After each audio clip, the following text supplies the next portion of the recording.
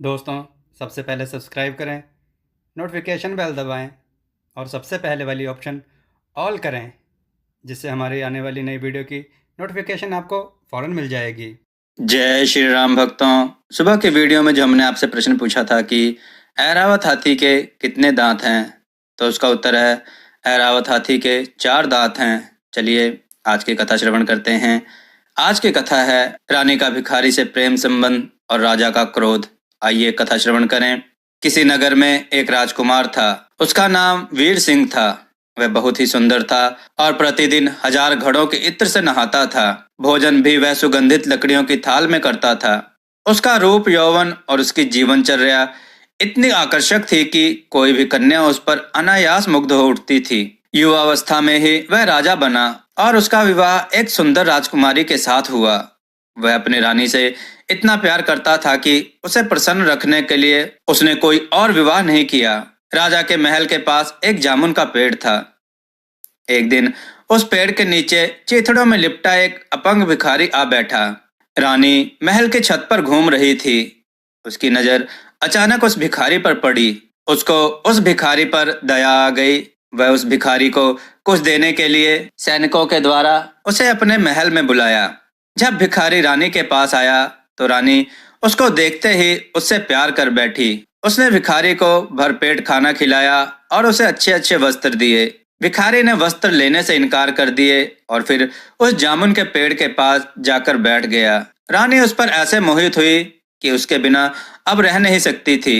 वह हर रात उसके पास जाती और सुबह होने से पहले फिर राजा के पास लौट आती।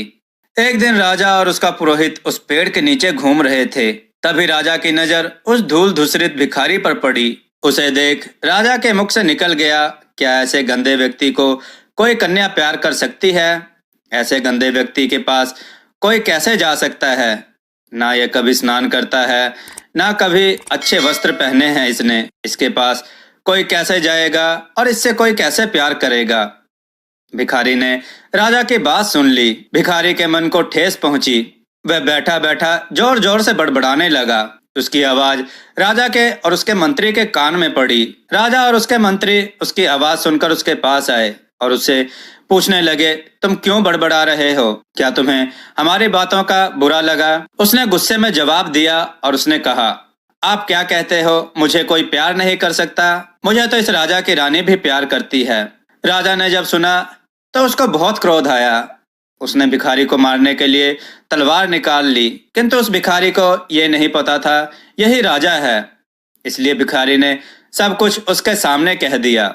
जो राजा अपनी रानी से इतना प्यार करता था, उसके सिवाय किसी और स्त्री के साथ उसने विवाह भी नहीं किया। अब उसे जब उसकी इस बात का पता चला, उसके हृदय को बहुत ठेस पहुंची। राजा ने तब छुपकर रानी की निगरानी की और उसने भिखारी की बात को सच पाया। दूसरे दिन उसने रानी को दरबार में बुलाया और मृत्यु दंड दे दिया। लेकिन पुरोहित ने उस दंड का विरोध किया। इस पर राजा ने रानी को मृत्यु दंड ना दे उस भिखारी के साथ रानी को राज्य से निष्कासित कर दिया और जामुन के पेड़ को भी कटवा डाला। फिर उस राजा ने अपना राजपाट त्याग कर मन की शांति के लिए संन्यास धारण किया। दोस्तों, आपको यह कथा कैसी लगी? अपने विचार और सुझाव कमेंट में जरूर दें। हमारी कथाओं को लाइक करें, हमारे चैनल को सब्सक्राइब करना ना भूलें।